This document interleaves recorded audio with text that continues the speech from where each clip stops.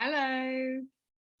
Okay, welcome to blood sugar balance, energy, mood, and cravings. Now, blood sugar balance is something that you quite likely haven't given much thought to, but it is vital when it comes to these three things and also to weight management. Yeah, for energy, it's an absolute huge one. So what I'm going to do is I'm going to explain what blood sugar balance is, how it affects the thyroid, then what we can do to improve blood sugar balance, and then go into a bit more detail about how that works in practice. So off we go. So what is blood sugar balance? Well, basically, whenever we eat any food, our blood sugar goes up and then it comes down again because the pancreas releases insulin to make the blood sugar come down. I'm not going to go into too much sciencey detail. But basically, all you need to know is that when we eat, blood sugar goes up and then it comes down again. And it depends on what we eat as to whether it goes up very steeply, like you can see on the green arc here. It's missing the very top of it, by the way. That should kind of join up. Or if it goes like the blue one, which is far more gradual, or the red one, which is even more gradual. And as you can see on this graph, carbohydrates are the ones that go up really steeply and then come down really steeply. Proteins go up far more gently and come down gently, and fats even more so. So whether we eat carbohydrates, fats or proteins really influences our blood sugar. And, you know, there can be problems if our blood sugar is too high too often, and also if it's too low too often. So that's what I'm going to talk about today. So the Western diet is generally often a high grain, high sugar diet, and that is a lot of carbohydrate. And whenever we eat a lot of carbohydrate, we get a blood sugar spike like we did here, which means it goes up very steeply and there's kind of it goes up very high. So when we eat a lot of carbohydrate, we get this spike, and then the pancreas, which is, spelt wrong, has an extra E on the end, releases insulin and the blood sugar normalizes, as I just said. So if this happens too often, then the pancreas overcompensates with too much insulin. And then that means that blood sugar goes too low. Whenever blood sugar is low, our body's kind of put into survival mode. It's like alert, alert, there's not enough blood sugar to, function. And this puts us into the fight or flight mode, which is the same mode that we'll go into when we're stressed. So the adrenals release adrenaline and cortisol. So yeah, as I say, low blood sugar is a threat to our survival. So every time we're put into a state of stress, and this affects our thyroid function as well. It also affects, so it can mean that the thyroid affects, the thyroid is in charge of the metabolism, and it will slow the metabolism even further. So this is why it can affect weight gain. So also, every time it happens, we're put into a state of stress. And whenever we're in this state of stress, which we will talk about in another module, in the stress module, our body prioritizes us being in the stress state. It thinks that there's a danger and that we need to act fast to save ourselves from the danger. And this is kind of from, we've evolved this way basically. So it could have been back when we were cavemen that we were running from some kind of predator, or we were fighting with someone, or just lots of reasons. And obviously you could still fight with people now if you wanted to. But anyway, a lot of the time in 21st century living, when we're stressed, we're not actually running from somebody, or we don't actually need all these physiological changes to take place. So whenever we are in the fight or flight state, our body kind of reacts and goes and prioritizes us fighting or fleeing. And this means that it kind of puts aside loads of really important functions like digestion, like thyroid function, like healing and repair, which is very key to thyroid function when there's a problem, obviously, like reproduction, so hormones, immunity, basically all your really important, all your jobs that your body does, it puts aside so that it can run. So it will, the heart will be flooded with blood, as will the limbs, so you can run or fight, and so that you've got the energy to act fast. So my point here is that important functions are put aside when blood sugar drops low, particularly on a regular basis. Also, an insulin surge, which, as I was saying, if blood sugar keeps going too high, then we get an insulin surge. This can actually, it's been shown in studies, drive autoimmune destruction of the thyroid in Hashimoto's. So it can be like a flare. And also insulin resistance will end up with a weight around the middle. And this is related to the fact that whenever our blood sugar is very low, as I said up here, we're put into fight or flight. The adrenals release adrenaline and cortisol. And whenever that happens, we also mobilize glucose in the body so that we can have the energy to run and fight and flee. And then if that isn't used up, then it sits back around your middle. Also, another point about blood sugar is that, two conditions, acne and Alzheimer's, have both been kind of dubbed diabetes type conditions because blood sugar affects them really dramatically. So acne, diabetes of the face, Alzheimer's, diabetes type 3, because blood sugar balance affects the brain and brain function a lot as well, which I will come on to as well in another module. So that's quite a lot to take in. You might need to watch that again. But basically, it means that we need to pay attention to our blood sugar balance for these 4 reasons. In order to have good energy, in order to have good moods and mental health, in order to reduce or eliminate cravings, and in order to be able to lose weight, if that's our goal.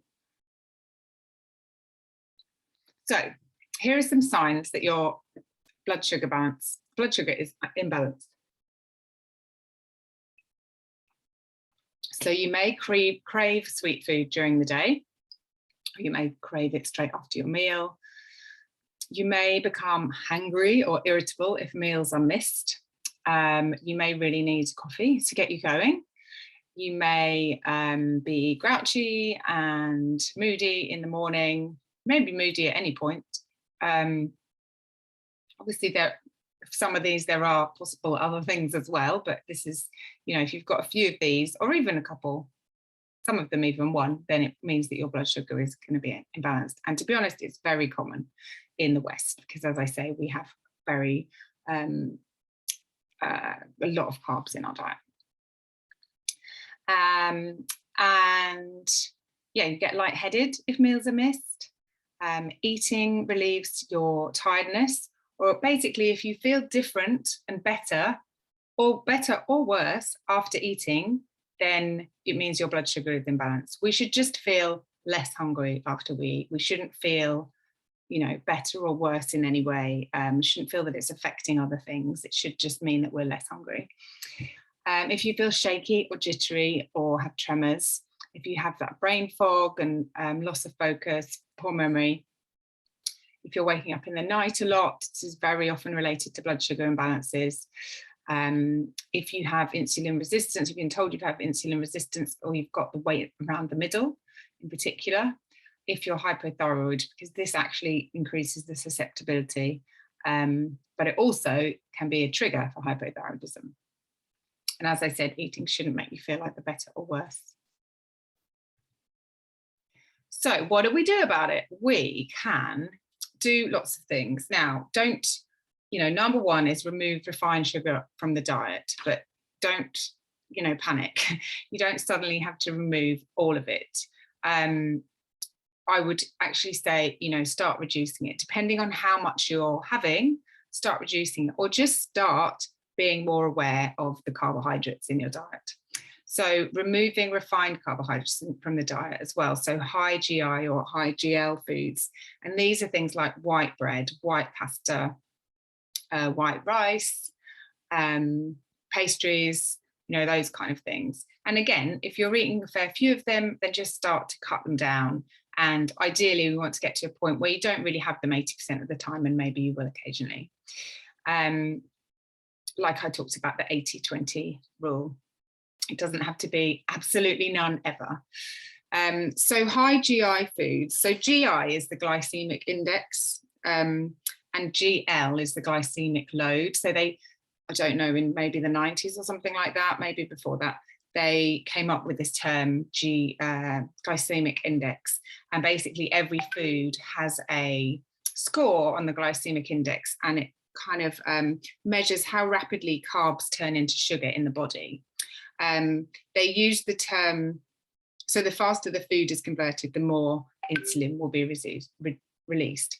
They use the term glycemic index to start with, but then they went more towards glycemic load, because something like watermelon has a very high glycemic index, and yet you'd need to eat an awful lot of it for it to affect your blood sugar particularly. So they then changed it to glycemic load, which is a better measure. You don't have to worry about this. It's just really to help explain the blood sugar again, because a lot of people have heard of that term, but if you haven't, I wouldn't worry about it too much, because I'm explaining it in a different way. So the refined carbohydrates, as I said, are the white goods, really. Also, potatoes are generally high GL. Reduce grains. So this isn't, I'm not against carbohydrates, I'm not against grains in any way. They can be brilliant. But again, if a big bulk of your diet is grains, then think about bringing a little bit more balance there. I am going to put in the healthy plate in the handouts. Just going to note that down. Healthy plate, which basically will give you kind of proportions of how much protein, how much carbs, how many veg, that kind of thing on your ideal healthy plate. I think the government may have one, but it's quite different to the one that I have, and the one that is kind of better research, basically. Increase fiber. So fiber, actually I need to, you know what, I'm going to go back to this. So whenever we eat the carbohydrates, we get this spike, and whenever we eat proteins and fats, we get this gentle up and down. The body likes that. The body likes things to stay consistent and constant. And so the fact that these, don't divert from the balance very much, then the body's happy with the proteins and the fats effect on blood sugar. So it doesn't mean don't eat carbs. It's basically, whenever you eat carbs, have them alongside some protein or some fat, or both, healthy fats, because this will really lower this into something more like this, or even closer to this, which is great, and the body's happy with that. So that's what I'm talking about here. So, and number 5 we'll talk about first. So including protein or healthy fat with every meal or snack, as I say, will reduce that spike. It will come right down. You won't have a spike as long as you're having a decent amount of protein or healthy fat. The ratio you don't want to go past is 2 to 1 carbs to protein, or carbs to healthy fats.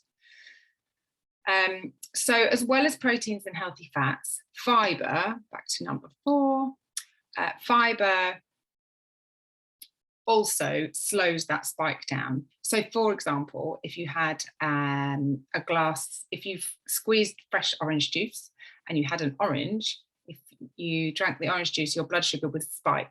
So I'll be coming on to this, but sweet drinks are one of the worst for the blood sugar spike. Whereas if you ate an orange, then you probably wouldn't really have a spike because there's a lot of fiber there. So whole fruit is always better than fruit in a drink. Fruit in a smoothie is not as bad because there's still the fiber there. But fruit juices I would avoid.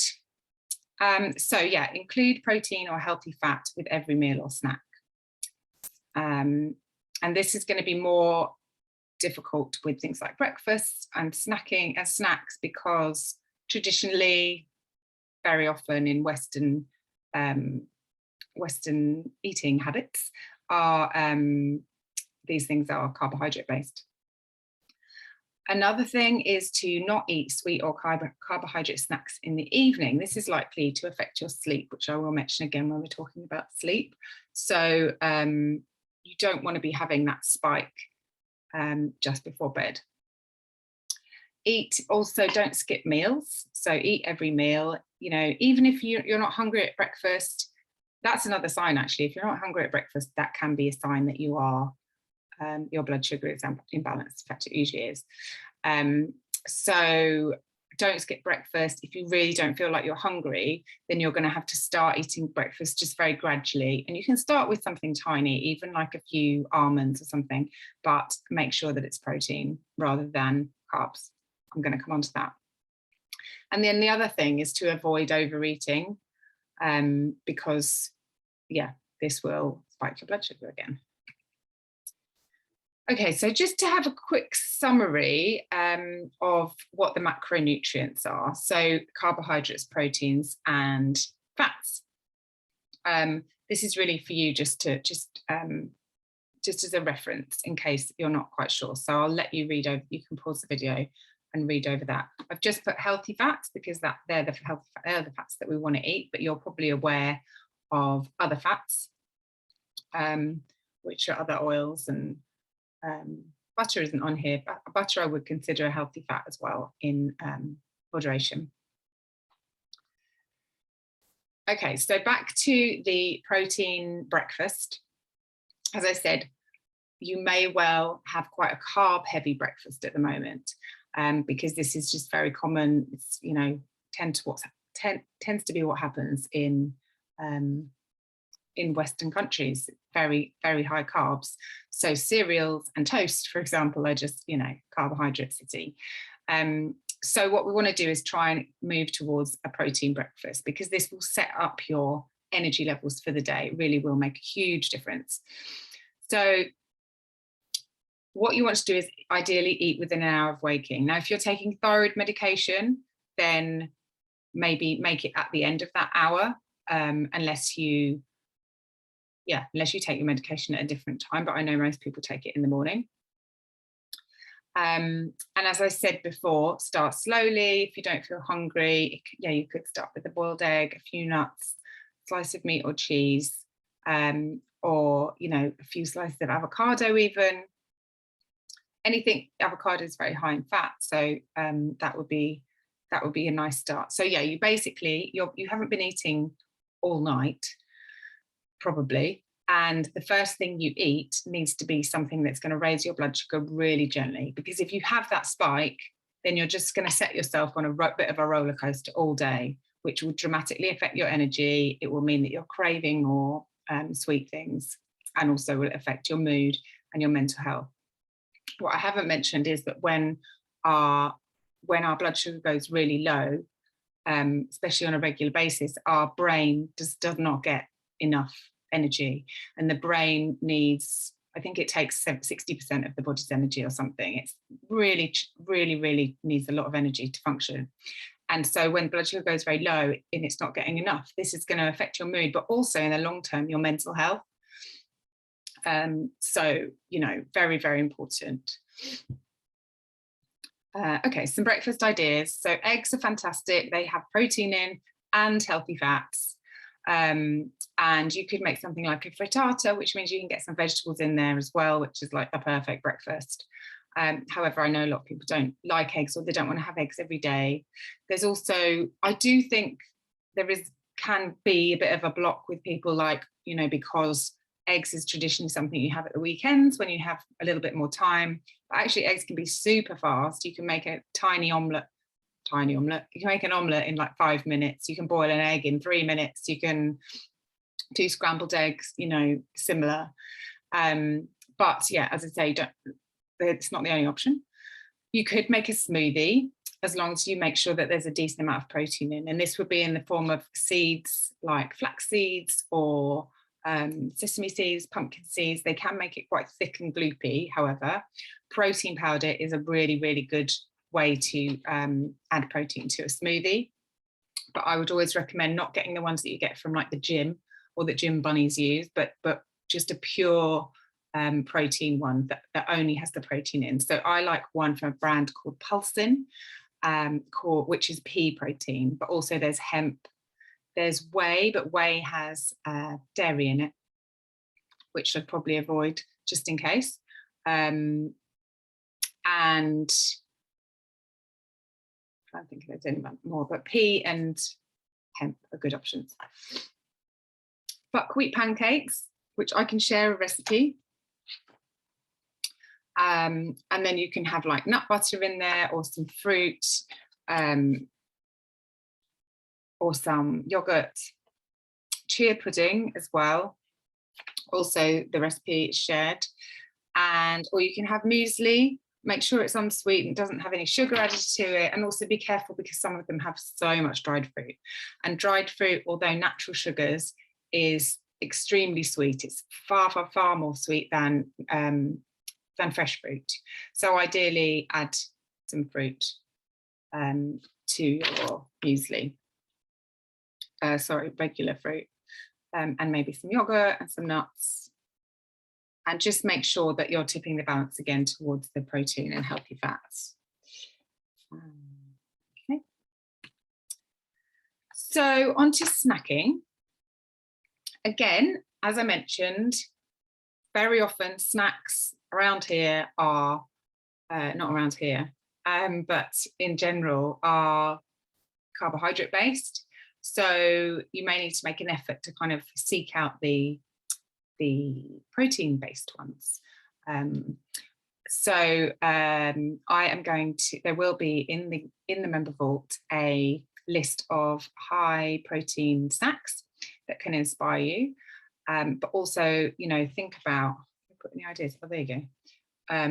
I'll go into those ideas in a minute. But yeah, avoid sweet drinks, because again, sweet drinks is just going to spike your blood sugar dramatically. And caffeinated and decaffeinated drinks will stimulate the adrenals, more so caffeinated, which again spikes the blood sugar. So just watch out for those as well. If you have any queries on any of this, obviously come to the calls and ask me there. And then, yeah, there are a few foods which are actually really helpful for blood sugar balance. So one of them is cinnamon.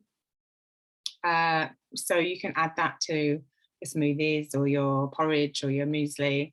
If you do have porridge, by the way, oats are very much carbohydrate. So if you are going to have it, make sure you could add some protein powder, but just play around with that, because I've had clients that said it's not very nice, and I've had clients that said it's fine. But also lots of nuts and seeds, cinnamon, and don't add anything sweet, maybe a bit of fruit. Fibre is good as well. But yeah, just be careful. Just having, you know, porridge has been seen, I think, as quite a healthy breakfast, but it will spike your blood sugar, particularly if you're just having the oats and something sweet, or even without something sweet. Green tea helps reduce insulin resistance. Remember, it does have caffeine in though, but you can get decaffeinated. And